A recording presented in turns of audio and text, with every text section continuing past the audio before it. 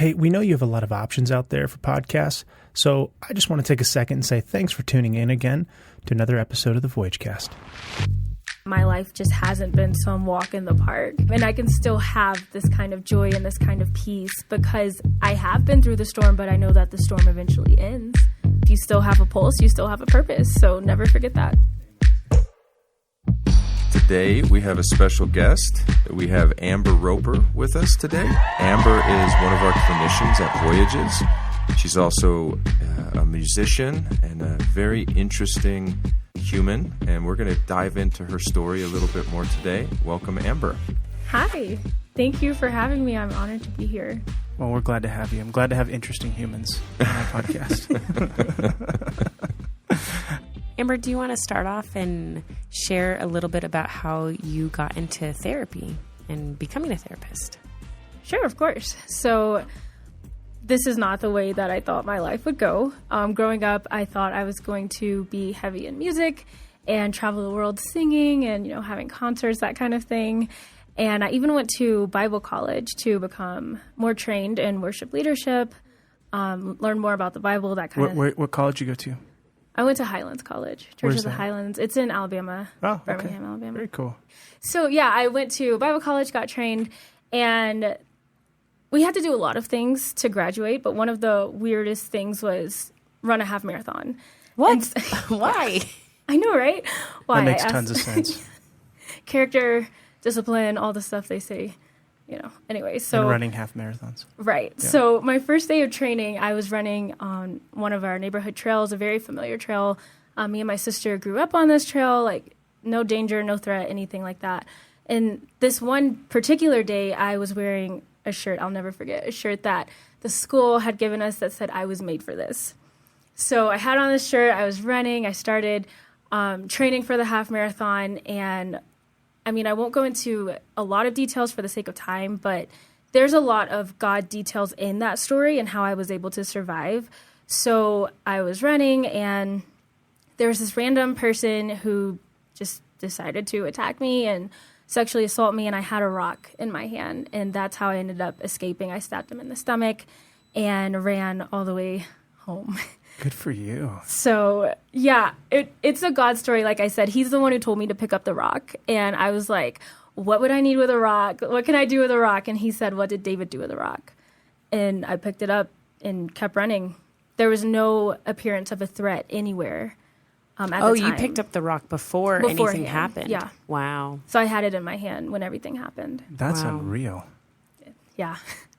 It's amazing. So you said you stabbed him in the stomach? I did. Wow, good for you. Thanks. Yeah, man. Yeah, I honestly believe it saved my life. I don't know what he was planning to do further, but I was able to escape. Wow. So you started sharing about you wanted a music career, and this was a moment that changed your life. So how did this pivot you professionally and personally? I ended up taking a break from the ministry school I was at for a semester. I just couldn't leave my house.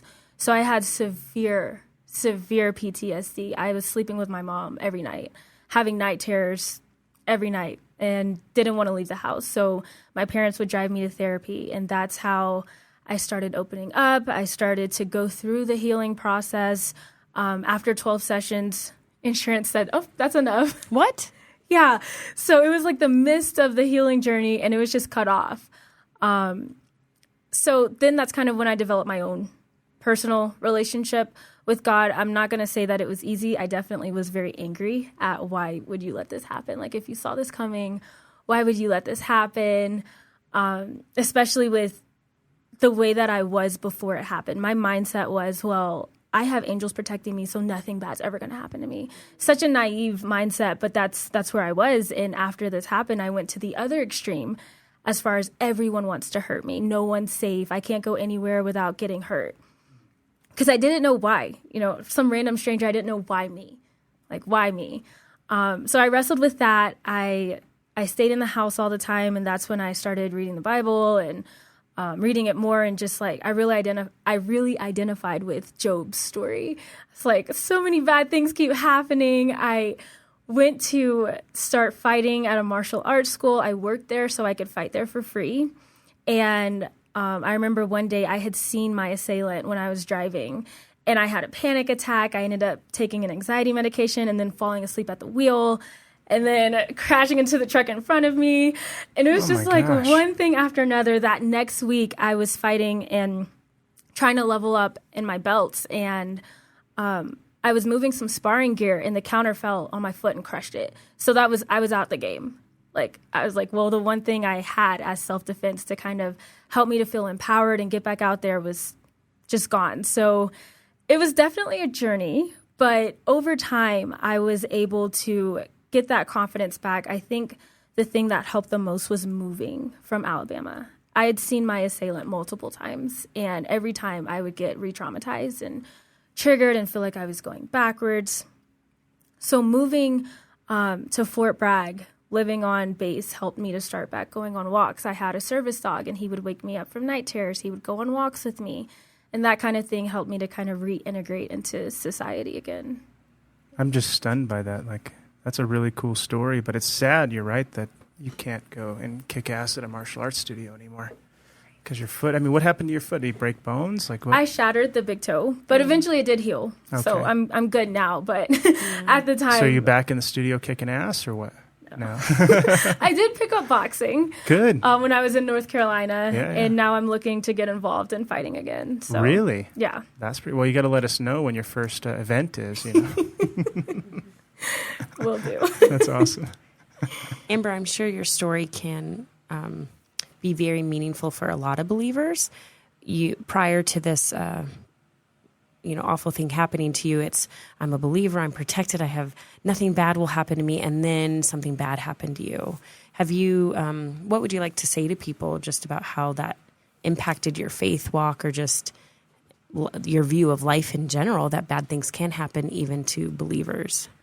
I would say that bad things do happen to believers. The Lord says, no weapon formed against you will prosper. So he doesn't say the weapon won't be formed.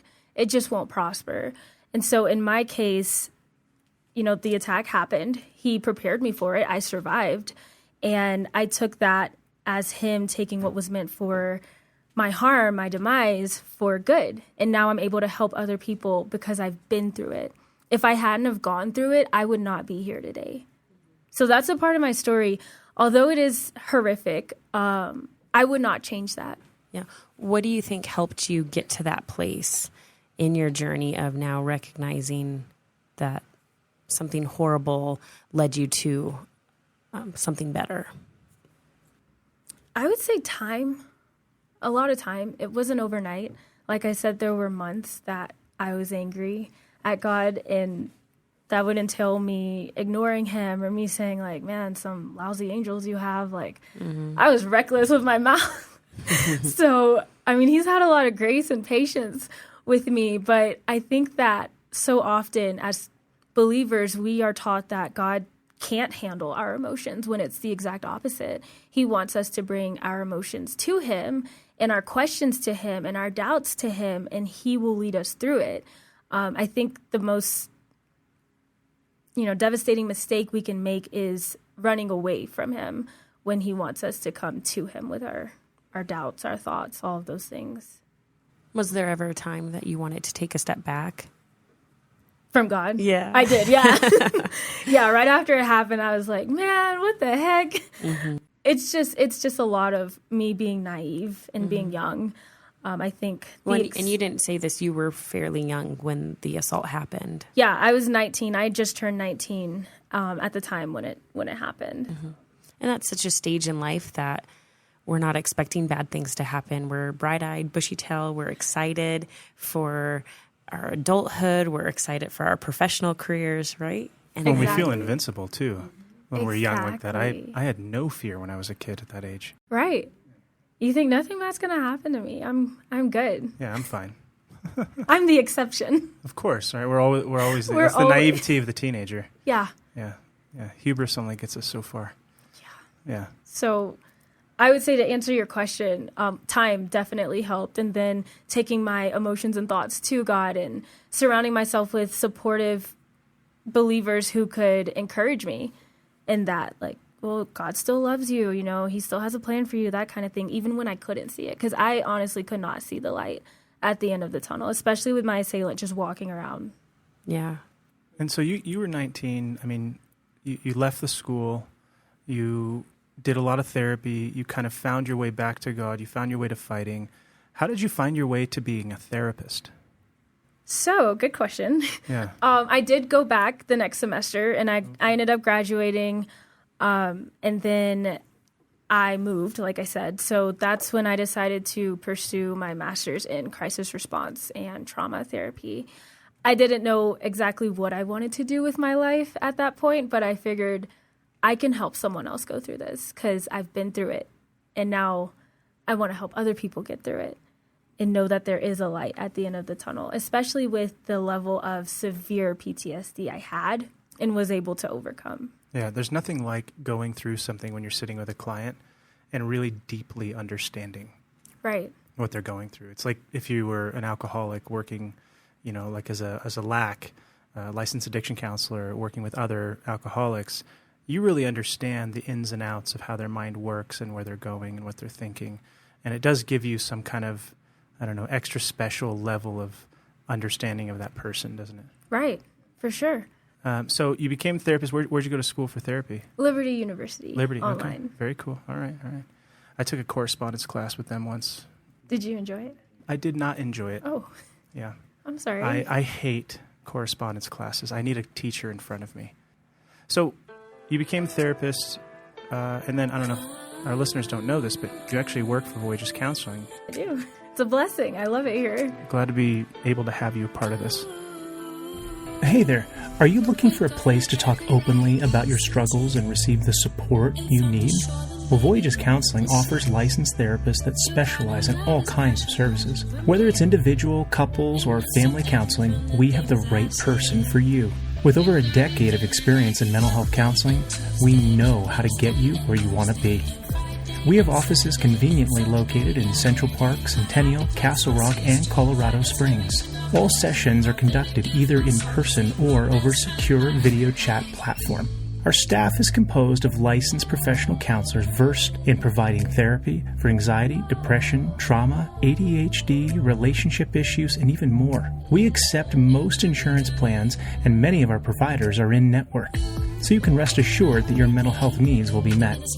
Voyage Counseling is here to help you find solutions and make positive changes in your life. We're dedicated to helping our clients reach their goals and provide compassionate support along the way. Contact us today and learn more about how our services can benefit you. And the best way to get a hold of us is to simply visit our website at voyagescounseling.com. That's VOYAGES counseling, COUNSELING.com. From therapy, you went into, you've been doing music the whole time, and I've listened to some of your music, and some of it's been published this year. So you're still telling your story, and you're still involved with your music, yeah? Yes, sir. Okay. Can you tell us a little bit about that? So I started music back in my teenage years. Okay. I actually had a rare disease growing up, so I was in and out of the hospital all the time. And that's when I started producing my own music and writing my own music from the hospital bed, like on an iPad. What? That's crazy. I know, it's surreal how I'm here now. But yeah, so... So that's a testament to show that people, have no complaints, man. All you need is an iPad and a hospital bed, and you can make music. Literally, just a drive to learn. So I taught myself how to do it from being in the hospital. And then getting out, I became homeschooled, and I was able to travel Alabama and tell my story and sing all over the state. So it was another blessing in disguise. Yeah. And so growing up, I never quit doing music, even through the trauma. I still wrote a lot. I just haven't, recorded or released those songs. They're just really personal. I plan on maybe one day doing an EP where I collect the songs that I did during that time. But music has been a really great outlet for me. Yeah, I bet it has. You have a very interesting perspective. When you first shared about your assault, you were talking about that 19-year-old that thought nothing bad could happen. But you already went through something bad like that. So it's very interesting how at 14 years old, you had this very rare disease that took you out of school You were homeschooled. Help me understand how you got through that. That's a good question. Right. I know. I'm sitting here going, wait a second, Amber, you already went through something hard. I don't think I ever thought of it as something traumatic. I think I just thought of it as my life at the time. I would collapse and be out anywhere from 8 to 14 hours at a time and wake up in the hospital and be like in a completely different place than I was when I was last conscious. And so it just became such a common part of my life that I wasn't necessarily like victimizing myself from it. For those of you who don't know Amber, what you experience when you walk up to her or you see her is the most effervescent, happy, bubbly person you're ever going to meet. There's nothing but pure joy that exudes from her. Yeah, a ray of sunshine. Yeah, Seriously. after I interviewed her, like for the first, when we first met, I was like, oh my goodness, this person is genuinely one of the happiest people I've ever seen in my life. And when you start to think about the journey that you've been on, some of the obstacles that you've had to overcome, I'm curious how you feel those impacted just your outlook on life, your emotional, experience every day. Like maybe talk a little bit about that if you would. Yeah. So I feel like that helps me to be able to empathize with others. The fact that my life just hasn't been some walk in the park. And I can still have this kind of joy and this kind of peace because I have been through the storm, but I know that the storm eventually ends. I know that wherever my client is, I can relate to the pain. Maybe not the same situation, but the pain is pain. Pain is pain. We all feel it. And I can look at them in the eyes and say, I've been there, but it's going to get better and you're going to make it through. And this is how I know that. I love that. Was there any outside or external perspective that really helped you? I don't know if it's just your faith or any other supports that really impacted that perspective. I know clients can sometimes, the people I work with can sometimes get really lost when bad things are happening and we internalize it and we create messages that there must be something wrong with me or things are never going to change. Unfortunately, when we give into those messages, we perpetuate the problems. And so your mindset is so beautiful and it's allowed you to live this vibrant life even though you've had bad things happen to you. So what really impacted that perspective? I would say me going to EMDR therapy really helped. My core belief was that I am worthless. After everything that's happened to me, how could I ever help anyone? It was a very victimized mentality, but also a lot of self-pity in that, which was justifiably so. Like a lot of crummy things had happened to me. However, that's life. So I could either take what I'm given or I can make something good out of it. And that's what I chose to do. I chose to seek out that healing and restoration and use the pain for a purpose to help other people. I didn't just stay in the pit that I was in. I dug myself out. Yeah. Can you share for those that don't know, what is EMDR? So EMDR is a type of therapy, eye movement desensitization reprocessing. Yes. It's the greatest name ever. And we really work on, I can't say we, I'm not trained in it. Okay, in EMDR, the therapist really works on redefining the core beliefs that you have, the negative core beliefs, and reframing them into positive core beliefs, in turn affecting how you think, how you feel, and then how you behave and how you view the things that have happened to you. So when I said, my core belief was that I am worthless, I genuinely believed that. And going through EMDR, we worked through that. Every session was like chipping at the rock until it was completely gone. Well, in my experience doing EMDR with clients, I've found that a lot of the core beliefs are, I am worthless. And it seems like a common theme when you go through trauma, when you're a victim of something, you feel helpless, you feel like you have no power, you're treated like a piece of meat or whatever, you're going to feel worthless. So I can imagine a lot of people are going to really relate to that. For sure. Well, I was going to say what's so cool is that we now have resources to help people move through those negative beliefs. And also the somatic responses that come from trauma. You were saying you had a panic attack and you would spiral seeing your assailant, right?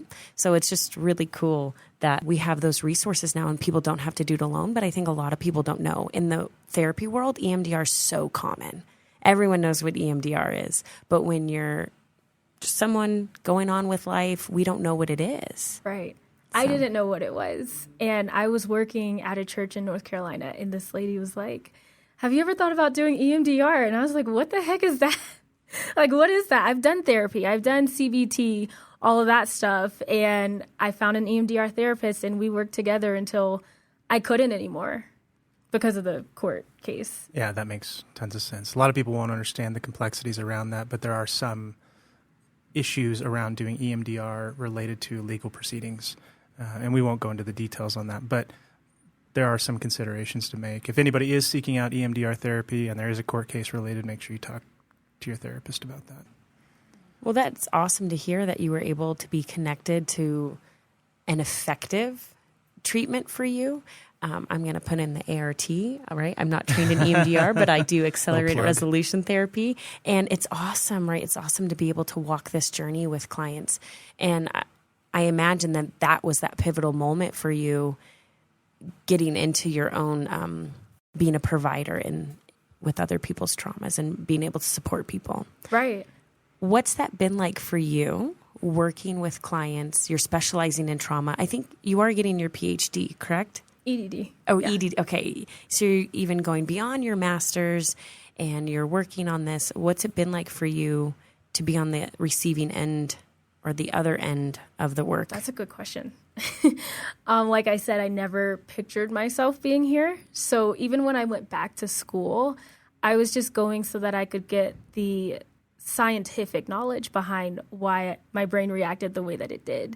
I never thought like, oh, I'm going to be a therapist and help other people through that. I just was like, I want to know more about this so I can help other people, but I didn't know the means of how I would be doing that.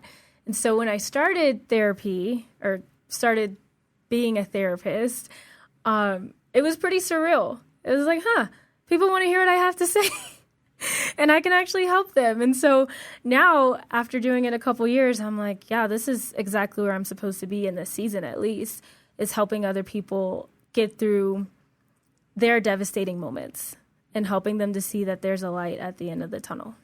Well, and Amber, I'd like you to talk a little bit more about that with your clients, because clients don't usually come to us happy. You know, they don't come to us, everything is rainbows and sunshine, right? There's usually something that brings the client into our office. And you've had the experience of obviously overcoming things yourself, but what would you say to those clients that are looking for help? Maybe they've had a sexual assault, maybe they've had some PTSD symptoms, or they're going through things. How would you speak to those listeners out there? What is for them to expect in this next phase? Well, to answer your first question, what I would say to those listeners would be to seek help. A lot of times we think that we can get through it on our own or that the symptoms aren't really that bad, but anything ignored is going to grow. It's just going to get worse. And I experienced that. And so I would say get help, go to therapy.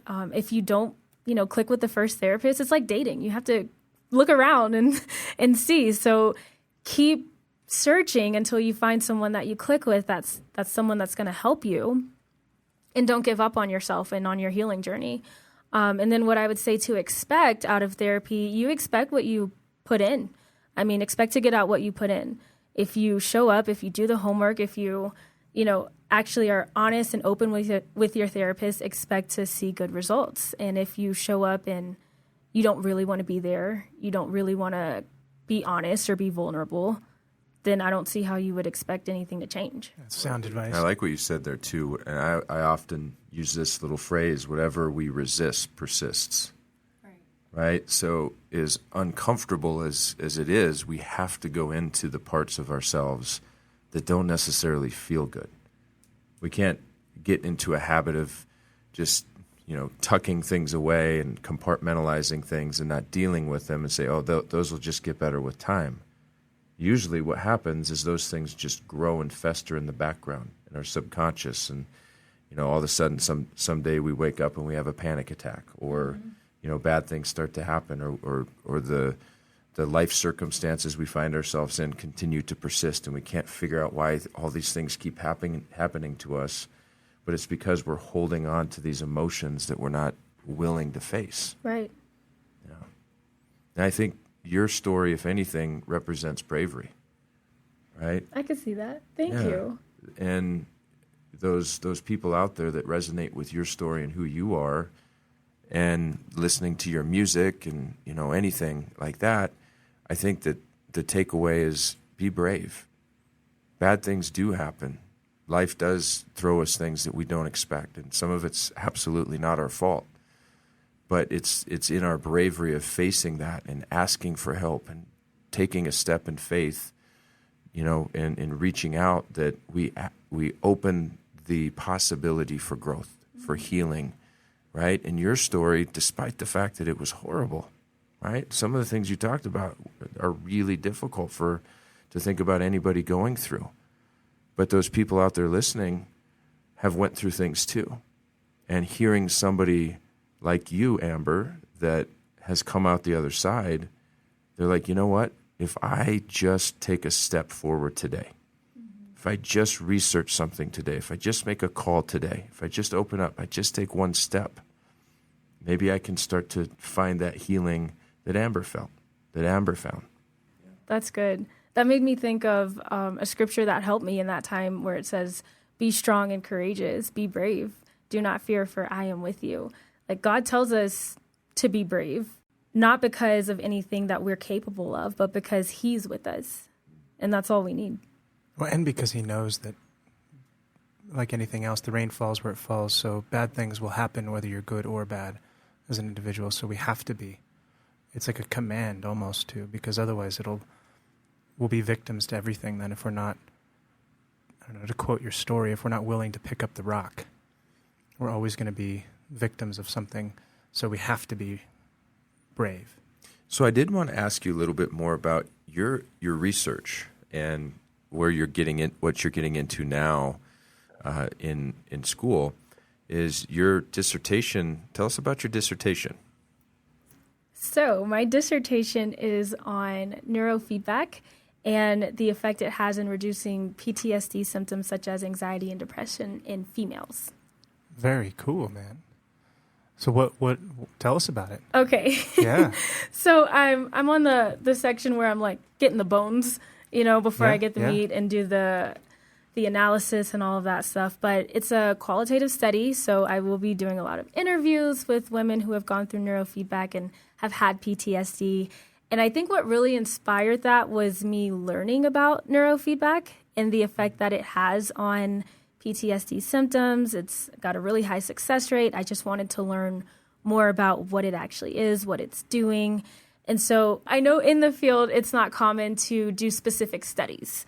So mine's really specific. In all of the research that I've done and all of the hundreds of literature reviews I have read, I have yet to find one that's actually what I'm studying, which is the effect of neurofeedback on reducing depressive and anxiety symptoms in females. Can I ask you what led you to want to specify towards females compared to the global perspective, or just like the global effect of PTSD and neurofeedback on PTSD? For sure.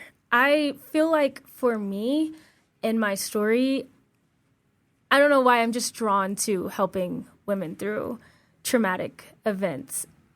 I don't really... Well, you are a woman, and you went through a traumatic event, so it totally makes sense. The reason I ask is I'll be curious to see if women and men respond differently. That's where I was curious, and if you'll find anything in the literature to show any differences. So I've seen a lot of the literature reviews that specify with male combat veterans in their response to neurofeedback on PTSD, but very seldom do you run across an article that talks about females. Yeah. And so I think that's why I wanted to fill in that gap. Like in my first dissertation class, the professor would always say, find the gap and fill it. And I was like, that is a daunting task. What the heck? How am I going to find a gap in such a big field? And here it is. Well, it makes so much sense because we learned as a field about PTSD through our, men and women, but mostly men, right, in the 70s coming back from wars. And that's when we started learning about PTSD. So it makes sense that then the literature just kept going towards men, war, trauma. Exactly. So I believe my purpose is to, at least in this dissertation, to fill in that gap for the females. That's awesome. I'm excited to see what you discover. Thank you. I'm excited to do the research. Never thought I'd say that. Mm-hmm. That's awesome, man. Yeah. Did you ever think you were going to get a PhD? Or? No, I never thought I'd go back to school after I finished my bachelor's. Yeah. Never in a million years would I thought I would be here. Well, something that just occurred to me, too, with the research between males and female, the brain structure is different. So it would be really interesting to see the differences. Like if you could do further studies down the line, it'd be interesting to see the differences between male and female brain functioning given the neurofeedback, because then you have some kind of actual ability to see the brain functioning through the QEEG analysis. Yeah, right. So, Amber, what is your favorite kind of therapy for you to do as a therapist? I would say that my favorite style of therapy is CBT, cognitive behavioral therapy. That's the kind of therapy that I do on the day-to-day as far as the talk sessions, in person and or virtual. And I like that because I'm able to really understand and hear my clients' stories, where they're coming from, their thoughts, their feelings, that kind of thing, helping them to move from a state of suppression and avoidance to acceptance and healing, restoration. So seeing that process, seeing that journey, walking alongside someone through their hardest moment and then actually watching the transformation over time is extremely rewarding for me. What's a good descriptor of a client that would be very successful working with you? Maybe your ideal client. Traumatized. Someone with trauma. I mean, that's what I specialize in. That's what I believe I'm the best at, is helping people heal through their trauma. So PTSD, even the symptoms that come with that, such as depression or anxiety, anything of that nature, I'm your girl. I'm the one to call because that's what I've been studying. That's what I've been through. And that's what I feel like I'm called to help other people get through. That's really cool. And you have another tool up your belt, because I know you're very into the neurofeedback too. So you can take and utilize neurofeedback in your trauma protocols to help with PTSD. To help with trauma. So you use those in tandem. I do. I have some clients that I see for talk therapy, and then we'll walk over to the neuro office and it's reverse. We'll do the neuro session first and then do the talk therapy. So it's really cool to see them opening up even more as things, as memories, as feelings and emotions become unlocked for them. Isn't neurofeedback radical, how it works? It's complicated in the science, but in practicality, people sit down for 20 minutes, have a couple of nodes on their scalp, and they watch a cartoon, or they watch a documentary, or they listen to a podcast, and it trains their brain waves back into normative ranges, and that helps to essentially remove obstacles and process what they need to process so that they can get through whatever difficulties or traumas that they have. Exactly. It's so simple. It seems like it shouldn't work, but it does. Well, it's super dynamic that you can do both. I mean, I've never, in all of my career, I mean, this is the first time I think I've ever met somebody who has done it in tandem, going from one room to the next and then continuing the therapeutic experience. And that's amazing. So that's a really dynamic experience. I mean, what you're offering is very uncommon for a therapist to be doing the neurofeedback. Usually it's a tech. But for a therapist to be doing the neurofeedback and then walking into the room and then providing or following up with therapy in real time, that's super rare. I think that if we touch base in 10 years, if we touch base in 20 years, and obviously we're going to be working together, but I think we're going to see a lot of amazing things come out of the work that you do and the dedication that you have to helping people. And I'm really excited to be a small part, of the periphery of your experience. Thank you. Yeah, dude, this is super cool. I appreciate it. And I appreciate the head start that Voyages has given me. and taking a chance on me. Well, it's not a big risk. I mean, as we're getting to know you, it's like even more affirming. Yes, this was the right choice. Thank you. Yeah. So, Amber, one of the things when we were kind of doing our prep for this podcast is you shared with me your website, amberroper.com. On that website, some pretty interesting stuff. Very, very unique. I would like you to maybe share with the audience a little bit of what's on that website. What else are you working on? So I have a ministry called Finding Hope, and it came about from this time of turmoil in my life. Hope felt lost. So I wanted to do something to help people find the hope again. And so I have devotionals that I make, and I take excerpts from scriptures and I insert your name. So it's a personalized devotional so that you can feel like the word of God is directly for you. Like that was my struggle, was believing that the Bible was for me and I wasn't just some other human in creation, who stumbled upon it by chance, but that it was God's word to me and God's promises for me to grasp and claim in my life. So I wanted to make that revelation something tangible for other people. So I insert their names into the scripture, and they have a nice little collection of love letters from God written personally to them. That's really beautiful. That is beautiful. Love that idea. So there's a lot more to your website than just the journal. Can you tell us what else is on there? I also do music, as mentioned. I have music videos, adventure videos, worship leading videos. Adventure video. Oh, yeah. I love videography. So whenever I go on adventures like hiking and things of that nature, I'll just take videos of nature and put it together to a cool song. And oh, with your songs? To what song? Yeah, any your song, songs, right? Yeah. That's awesome.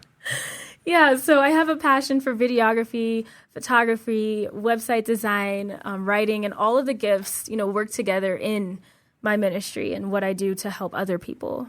That's amazing. Unbelievable. How do you find the time to do all this? You're producing Such a music. good question. You're going to school. Seriously, Are you like a circus performer? You just juggle everything or what? I think, honestly, sometimes I feel like I have extra hours in the day that other people don't have. Like, I feel like it's for sure the grace of God that helps me to be able to do everything that I do and still go to sleep at night and wake up and feel refreshed. It's amazing when we live a life of purpose, we're not as tired. Our bodies work better. Our spirit feels more in alignment. Yeah. Our emotions are regulated. When we're living our purpose, we're not as tired. That's true. It's a good point. Because it charges you. Yeah, you're just amped. I can see the energy now. I know, right? I don't even need coffee. I do. Maybe it's because I'm old. I don't know. You're never too old. So you have Finding Hope. This is your journals. You have your music. You have your adventure stuff. You also have, I'm actually looking at your website right now. You also have blogs. You have your music videos that you've done on there as well. Can you tell us a little bit about all that? About the music videos? Sure. I mean, look, we don't do music videos, so I've never been in one. I have no concept of what that's like. I mean, what's that like to make a video? And do you do it yourself? Like, how does that come? Because you said you learned to produce your own music when you were young, so I assume. I started doing videography when I was like 8. I would have family videos, and every Christmas, like I'd spend the whole year gathering footage from my family, and every Christmas I'd present this whole Amber Roper presents the Roper family movie, and every year it numbered up like the iPhone. So it was like Roper family movie number 5, Roper family movie number 10. I think that's where I stopped. So maybe like a decade of doing that. And then I was like, I want to start doing my own music videos. I know how to do videography. I know how to do music. So let's just put it together. And I started doing that. I think my youngest one I was like 11. For my first one.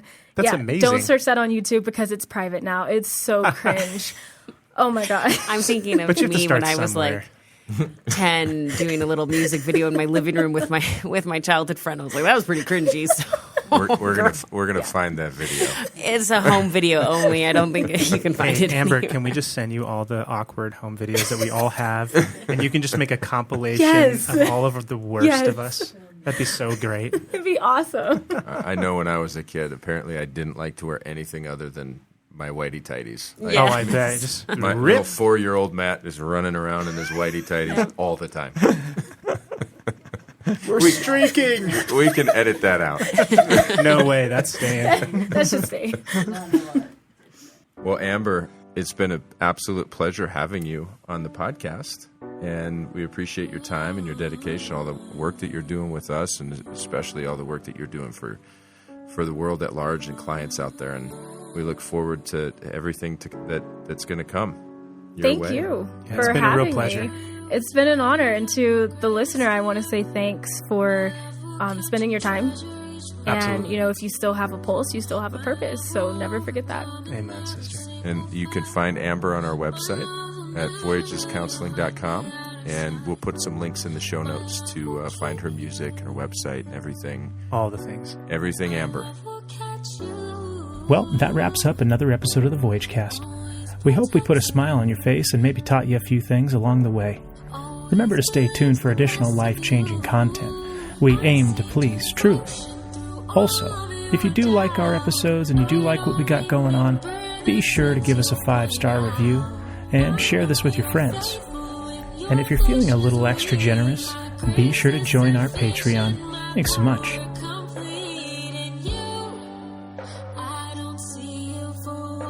What was the question? You can start over. Hey, we'll just Sorry. scrap it all. Won't you guys shut up and stop laughing? That's so funny. You can relate to people then who get blackout drunk and wake up in new places, huh? I suppose. Different circumstances. Yeah. That What? can be edited out. Well, and I think It's the amen sister for me.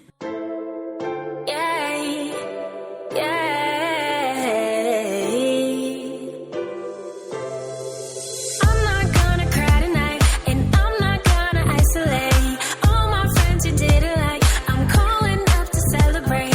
Ever since you said goodbye, I didn't think I'd laugh again, but now I'm getting back my life, 'cause every heartache has to end. I'm picking up the pieces of the mess you made. Think I'm still amazed. I'm so glad I didn't let you drive me crazy. I've been feeling real good lately. Dusting off my dancing shoes, 'cause I'm two-stepping over you. Forget the old, embrace the new, and that's just what I'm gonna do. I'm so much cooler than before I met ya. Wiser and brighter, I believe in that, yeah. That I'm not gonna let you ruin my dreams, 'cause I had a life before you met me. I'm stepping back onto the scene, alright, alright. Baby, I'm still gonna shine. Pretty light, this pretty light of mine. I put you on Don't Disturb, for on that day you changed your mind. You thought you left me in the dirt, but pressure makes the diamond shine. And I'm picking up the pieces of the mess you made. Think I'm still amazing. I'm so glad I didn't let you make me lazy. I've been feeling myself lately. Dusting off my dancing shoes, 'cause I'm two-stepping over you. Forget the lies, embrace the truth. I'm so much better without you. I'm so much cooler than before I met ya. Wiser and brighter, I believe in that, yeah. That I'm not gonna let you ruin my dreams, 'cause I had a life before you met me. I'm stepping back onto the scene, alright, alright. Baby, I'm still gon' shine. Pretty light, this pretty light of mine. Baby, I'm still gon' shine. Pretty light, this pretty light of mine. Had to bounce back from feeling rejected. Now I thank God I'm highly protected. All my plans were heavily neglected. Good thing I'm back so I can perfect out. Baby, I'm still gon' shine. Crazy